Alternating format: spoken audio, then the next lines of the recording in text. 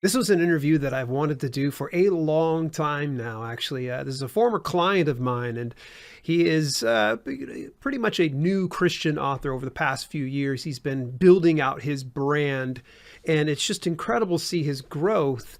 He's been using Facebook for advertising. He's been dipping his toes into various things, and he's become probably one of the most recognized Christian authors over on the Amazon platform today. His name's Michael Murray, and what makes this all very interesting is he's living with cerebral palsy. And, this is not a limitation to him. In fact, actually, he's one who just attacks everything with gusto. He's fun, he's funny, and very interesting. So you're going to enjoy this interview with a good friend of mine, Michael Murray. What are some of the biggest challenges you face as an author living with cerebral palsy? That's a great question, and I think the biggest challenge is a challenge we all have, but one that is a little bit magnified for me, and that would be finding the time to get everything done. And everybody has trouble with that. We're all busy, but for me, I can't do, uh, three different things in one day. If I'm gonna, I can't go down a checklist and do, 10 things. Mm-hmm. I have to move at a much slower pace. So sometimes that could be frustrating when I have all these ideas and I have to say, well, I gotta put my YouTube on hold because I'm gonna focus on the book, or I gotta put my book on hold because I want to make a YouTube video, and that's gonna take me 3 days to do. Yeah. So I think it's just that I move a lot slower than most people. Got you. So is there any part of this process that you hire out? Right now I really don't, except for cover design, formatting, editing, things that are, most authors hire out for. But I don't feel like I'm at the level to be able to do that quite yet. Mm-hmm. But I hope to get there soon. You've been really successful over the past couple of years. Do you anticipate there's like a timeline that you'll start to hire out for different things like social media management, email marketing, things like that?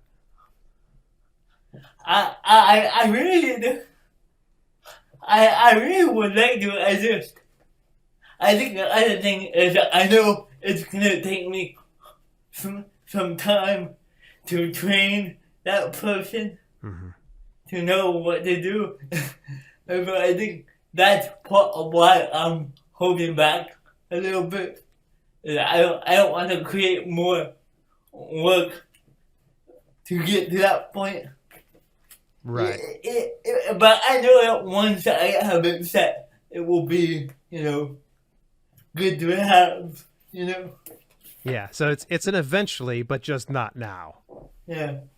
Gotcha. So I just alluded not too long ago to the fact that you've been in this business for a couple of years now, and you've published, well, as of the time of this recording, 2 titles, but by the time this publishes, this will be 3 titles, each with a fair amount of success. What's the secret, man? Like, you are literally annihilating it. You're one of the biggest Christian authors on Amazon right now. Well, I don't know if I would say that, but I think I try to connect with my audience on Facebook. Most of my audience is on Facebook, mm-hmm. and I have a Facebook page where I try to post content like multiple times a week. Yeah. Sometimes I post a link to a blog I wrote. Sometimes I post a video. Sometimes I just post a 5 sentence thought for the day. Mm-hmm. So I really try to build that community and make it a place where people can, find a little bit of hope for whatever they're going through. And I think that's really, I really love the people on my Facebook page, and they really support me well. So Yeah, and not to be confused, I think there's a lot of people that might go, oh, well, it's probably just Michael's friends and family. No, this is a community of folks that literally hang on to your every word sometimes, I've noticed. And it's just absolutely amazing, the sense of community that you've built. What would you say in building that community? What was your biggest challenge? My biggest challenge was really getting the ball rolling. Because for a while, for the first probably year, it was not. I didn't have that many followers on Facebook. I think it wasn't until I took a chance and did some Facebook ads, and I also, well, I got comfortable, kind of like embracing who I was, and because let's be honest, like my disability creates challenges, but it also creates opportunities. When people see a video of me, they're like, well, what's the deal with this guy? they might give me 10 more seconds to see what I'm about than, somebody who doesn't have a disability, And that was something I had to say, like, okay, this is a reality, so I'm gonna, lean into it. Yeah. But that's kind of the line I walk, is lean into it, but not make everything about that. Yeah, you've been really good about that. It's the two of us have conversed for so long that I think that, honestly, I've just become used to speaking with you.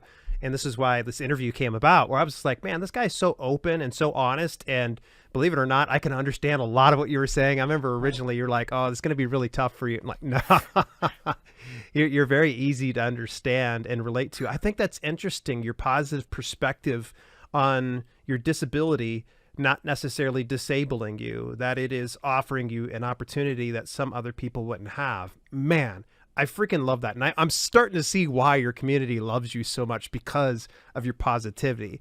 But let's talk about... Go ahead. Yeah. Hey, but I also do want to be careful to not use that as a, I'm not looking for sympathy or, I see it as a way to connect with other people who have struggles, not like mine, but still struggles that they need help with too. Yeah. Gotcha. This is really good to hear. So, all right, your first book was Nobody Left Out. And after you published that, you began dabbling in Facebook ads, which you kind of hinted at earlier. What was the process like for you in breaking in Facebook ads? It was very tough. there's a lot of information out there about Facebook ads. Oh yeah. And it took me quite a few months to figure out what my approach will be as an author. Because, an author is a very specific niche in Facebook ads. Mm-hmm. You're not selling a, $97 course. Right. You're selling an $8 book. So what I had to do was, how am I going to use Facebook together with Amazon to kind of use Facebook to get the Amazon algorithms going in my favor. And that's kind of what I did. I started out testing just image ads. But then I got into trying out video ads. Okay. And that really worked well for me in particular. But I think other authors might try it out. Well, we don't really think about that, but I think, having a video where you talk about your book, like I have a video ad where I say, here are the top 5 reasons why you should check out my book. And, make it a little bit funny. Yeah. So I encourage people, give video ads a test, So did you see a substantial difference in earnings for video over images then? Yes. Wow. I still use image ads for like a couple, like right now I'm running a campaign for my free book, and the promo free book, and the image ads seem to work well if you're giving away something free. Interesting. Yeah, So what type of a budget did you start out when you were kind of testing these things? And did you scale it up to a point that was considerably higher or lower? I started out like I think at $10 a day. Okay. And to just kind of see how to get what the platform is like. A lot of tips say try to do at least $5 or $10 just so you can see what kind of response you're gonna get. And again, if you don't have that money to put into it, don't spend it. If you go in thinking you're not gonna make money on this, Gotcha. so maybe budget, save $10 a day for 30 days, and then when you have it, start testing. That way you could go in and not worry about, am I gonna lose money on it? And then, but I did that for a couple months where really were not great results. Yeah. But then I started learning more about the platform. I started doing the video ads, thinking, okay, this might work. But then there are a lot of different strategies to make Facebook work for us. I could talk about that for a while, but I don't want to if you want me to talk more, I can. Oh man, But I'm fascinated by it, of course, because you did start it out slow and you started scaling when you saw the success. My burning question would be like, what was like one of your biggest mistakes that you did in using Facebook ads? Well, I would call it a mistake, but I would say an approach is Yeah. a lot of people, a lot of authors, they run traffic campaigns, Okay. and that means you're going after link clicks and you're sending people straight to Amazon. Okay. And a lot of authors make that work, you know. But I found that things changed for me when I started using conversion campaigns. And that is a lot trickier. So let me give you an example. Yeah. When people see my ad on Facebook for my book, say the top 5 reasons why you buy my book, and then they click the ad, they get taken to my website, not Amazon. They get taken to a landing page. Okay. And on that landing page is the image of my book, a tagline, and a click here to purchase this book for whatever the price is. Okay. If they click that button, they get taken to Amazon. Now, that extra step, when they click that button on my website, that's Facebook sees that as the conversion that I want. So even though not everybody who clicks will buy, that's still a second step that I'm telling Facebook. Find me more people who will take this second step and click over. Oh, wow. So- Okay, it sounded so more now- difficult, but it's better because you're able to find a similar audience then. So now Facebook is like, okay, and it takes a while to optimize that because you might get 100 clicks Okay. and say only 10 click over to Amazon. But now Facebook said, okay, these 10 people, let's try to find more people like them. So over time, it will begin to optimize to that. Very interesting. And you have to, set up the Facebook pixel for that. Yeah. It takes a little more time. Okay. But I feel like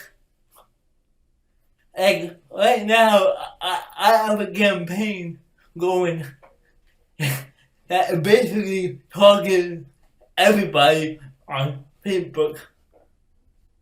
It's just a broad campaign. Yeah. And you can't do that with a traffic campaign because